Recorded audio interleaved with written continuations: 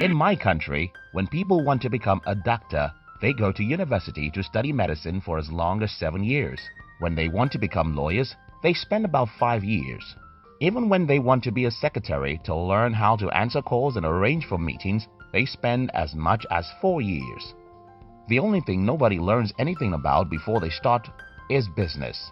I don't know about your country, but in my country, everybody believes that the reason why they can start a business is that they don't have the money. I never got to know any single individual who says that the reason why he didn't start or make a business succeed is that he doesn't know what he ought to know. The reason why people don't point at knowledge is because it will make them feel responsible for their failure. And that's the reason why most people can never build a successful business. Now, if you want to build a successful business, pay attention to this. Pay attention to this video, and I'll share with you the 3 important questions you must answer before ever starting a business. If you're new here, consider subscribing so that you won't miss other interesting videos like this. How is your product different? Again, in my country, I see so many people who have claimed to have a business. When I look at what they call a business and ask how is this different from what 1,000 other people are doing, I can't get the answer in 30 seconds. And if I can't see how your business is different from every other business, you don't have a business. This is not rocket science, so don't pretend that you don't know it. Why do you like a product more than others? Why are you willing to pay extra dollars for a certain brand and not others? It's usually because those brands have won your heart. And how do they do it? They did it by their differences. Again, this is very simple. You need attention for your product, and the best way to get it is by being different from other people you're competing with. Now, how can you be different? First, you can be different by targeting a specific demographic, age, or culture. In the year 2014, when I wanted to create a blog, I knew I came late to the blogosphere, so there was no way I could compete with other giant blogs who have been in existence 7 to 10 years. What I did was simple. I created a blog that targeted only my country. While this seemed as if I left some food on the table, it means that I am different from other people.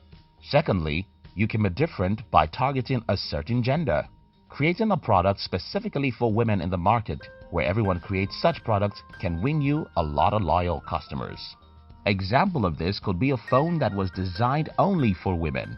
This seems like a crazy idea when you consider the fact that men and women especially use phones for the same things. But if you look at it from the perspective of tribes, then you might see a better picture. Human beings love to belong, and we take pride in using what other people in our tribe are using. And it won't surprise me if I see a company making cars specifically for women. You can also target a certain age group. We have a channel that's called Under 40 TV.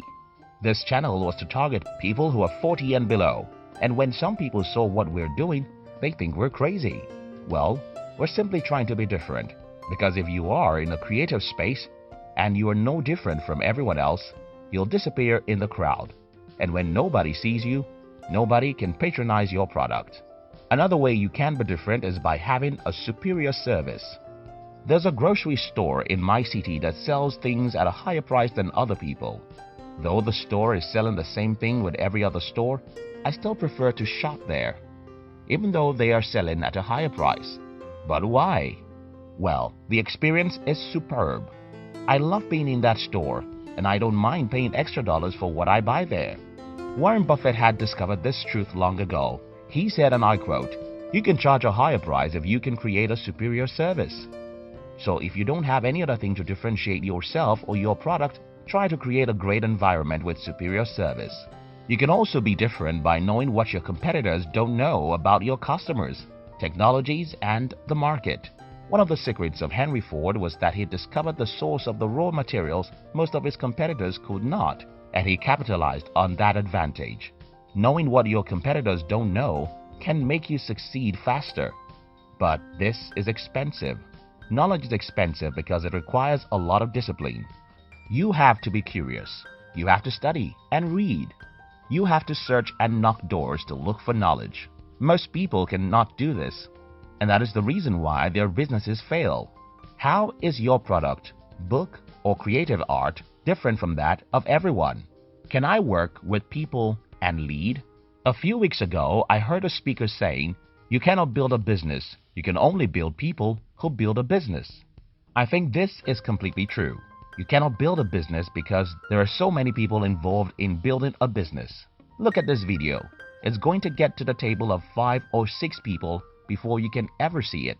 Many people think this channel is being operated by a single individual. No, I write the scripts, someone else proofreads it, another person voices it, someone else edits the voice, and someone else edits the video. And even sometimes, someone else has to upload and publish.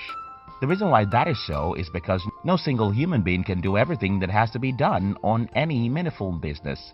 Apart from the fact that you don't build the business, you only build people who build the business, you also work with people all the time. The customers, your teammates, your investors, and even your haters.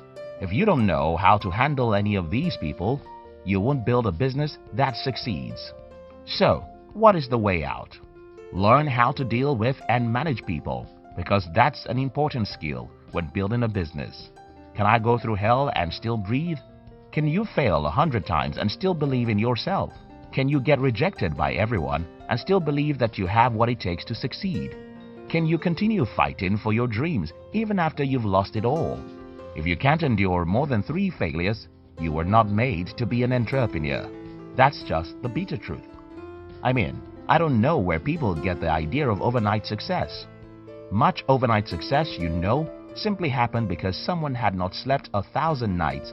So when he wakes up after 1,000 sleepless nights, he becomes successful. Can you go through hell and still breathe? Can you go through failures after failures and still stand to fight for your dream? If you can do that, you can be an entrepreneur. Here is the summary of this video. If you offer service, is your offer, service, or product different in a significant way than that of your competitors? Are you a people person? Do you like people? Know few things about the human relationship? Can you relate very well with others and lead them to accomplish the common goal? Can you go through hell and still breathe? Can you endure 100 failures and still wake up the next day to try again? Can you endure 100 failures and still wake up the next day to try again? Thank you so much for watching our videos.